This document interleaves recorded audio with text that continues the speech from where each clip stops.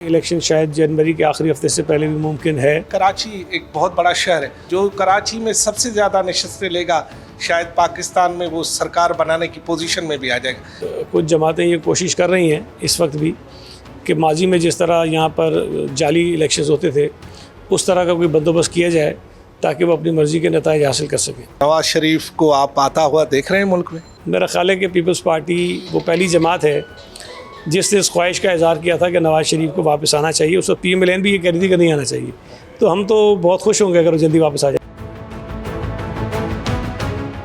मुल्क में इंतखाबात की बात हो रही है। आज एक पिटिशन भी दाखिल हो गई है लाहौर हाई कोर्ट में कि 90 रोज़ के अंदर इंतखाबात कराए जाए। सीनियर सियासतदान हमारे साथ मौजूद हैं, यकीनन जाने पहचाने सईद गनी साहब जो कि सूबाई वज़ीर भी रह चुके हैं और इस वक्त Pakistan People's Party Karachi division के सदर है। उनसे अलवाल लेते हैं। क्या समझते हैं आप?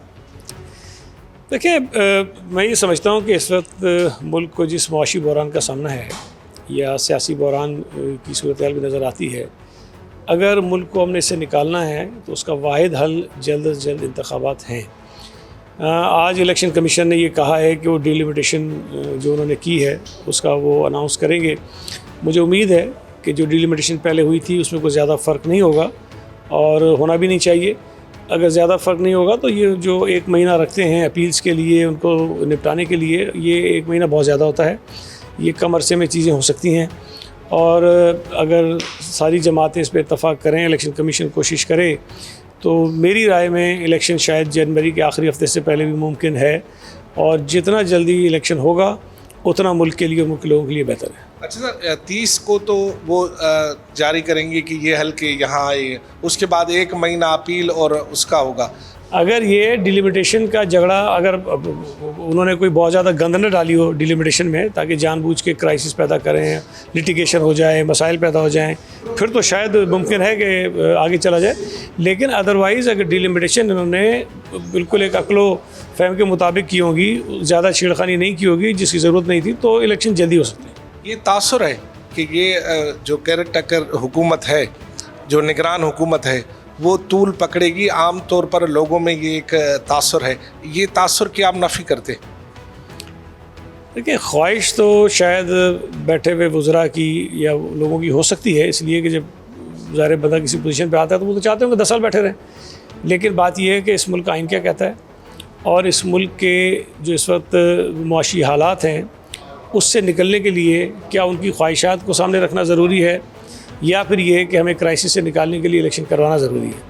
मैं ये समझता हूँ कि यहाँ पर अफराद की कोई हैसियत नहीं। केयर टेकर्स आते हैं सिर्फ बहुत चंद महीनों के लिए और उनका काम होता है इलेक्शन करवाना। तो वो मैं कभी कभी सुनता हूँ वज़रा की तकरीरें और ये मीडिया टॉक भी, उसमें भी वो इस किस्म के इक़दाम बता रहे होते हैं जो शायद पिछले 75 सालों में तो नहीं हो सके, कहते हम करेंगे। तो इनको ये समझने की ज़रूरत है कि इनके काम नहीं है, ये सिर्फ इलेक्शन करवाने आए हैं। इदारों को ये सिर्फ एक आर्जी तौर पर आगे बढ़ाएं और आगे जो हुकूमत मुंतखब हो कराए उसके हवाले इख्तियार कर दें।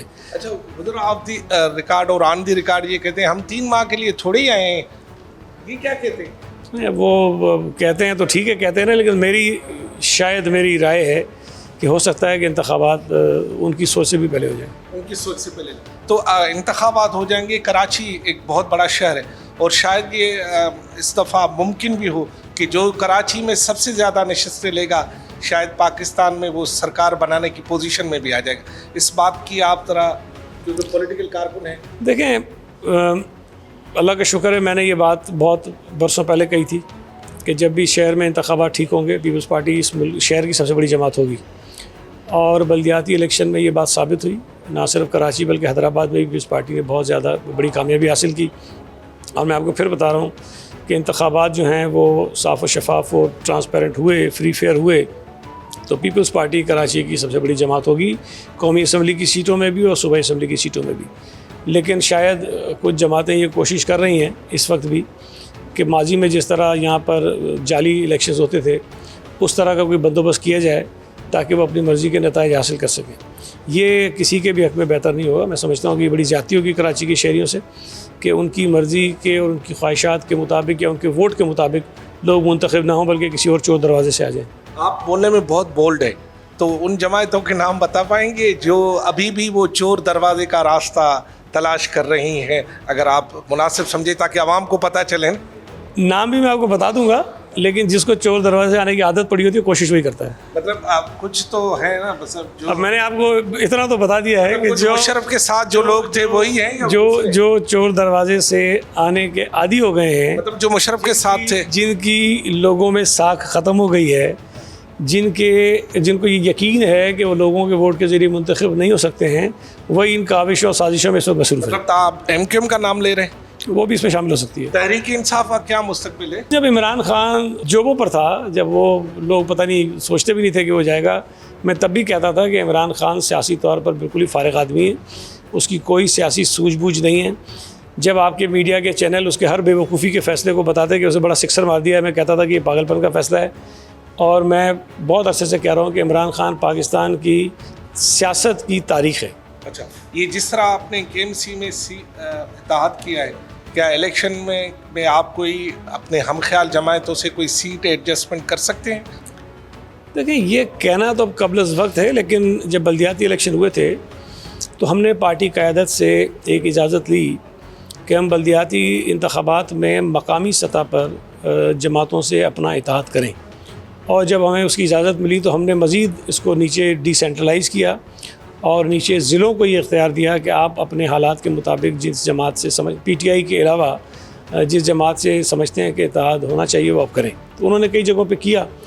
इसी तरह मेरी तो ये ख्वाहिश होगी, अगर हमारी मरकज़ी लीडरशिप इस बात पर इत्तफ़ाक़ करती है तो कराची में पार्टी को ये इजाज़त दी जानी चाहिए कि हम कराची के हालात देखते हुए जिस जमात से मुनासिब समझें उससे हम अलाइंस करें और फिर इंतखाबात में हिस्सा लें। आखिरी सवाल ये है कि क्या नवाज़ शरीफ को आप आता हुआ देख रहे हैं मुल्क में?